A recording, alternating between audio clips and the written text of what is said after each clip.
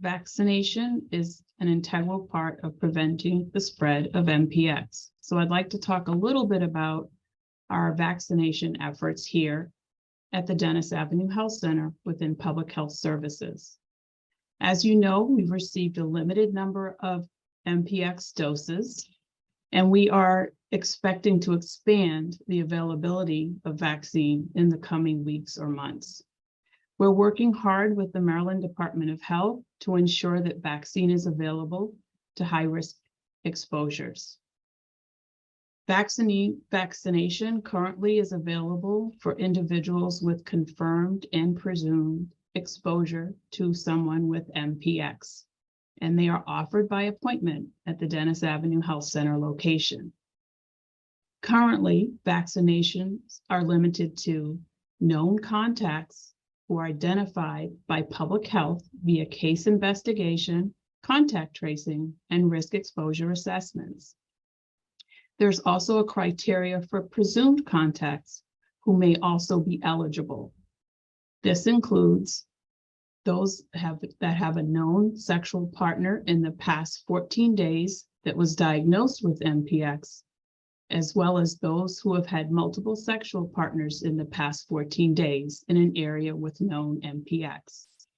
These individuals are considered at highest risk to develop MPX for CDC and Maryland Department of Health guidelines. As additional vaccine is made available to us, we will be able to expand the vaccination to others who are at different levels of risk, as well as for pre-exposure prevention. We've been providing vaccine using the Jynneos vaccine. It's a 2-dose regimen given subcutaneously, which is the fatty tissue on the back of the upper arm, to 28 days apart. We are launching and adopting the new federal and state administration guidance for the administration of Jynneos vaccine. It uses a smaller dose and has shown to have a similar effectiveness when given intradermally as the previous subcutaneous dose was, meaning it's still 2 doses, 28 days apart. Several jurisdictions are also moving towards this strategy, and most will be transitioning by the end of this month. So again, we are launching this new strategy or adopting this guidance effective Wednesday of this week. This will expand our capacity to provide vaccination to more people that are eligible. In terms of scheduling appointments, we look at 3 different ways of doing so.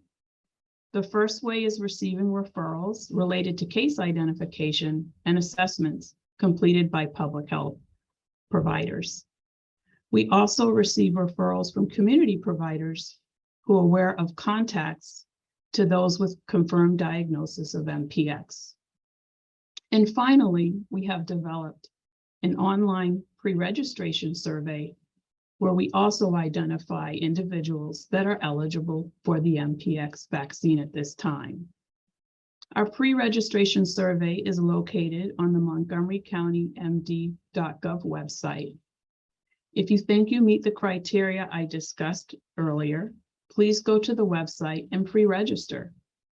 This survey was created to help us determine who in the community is at highest risk and currently meet the criteria. It doesn't guarantee an appointment will be scheduled immediately. However, it will help us ensure that those at highest risk get vaccinated as soon as possible. It will also help us know who else is interested in being protected against MPX with vaccination, so that we can plan for how many vaccines we would like to request in the future when they are available.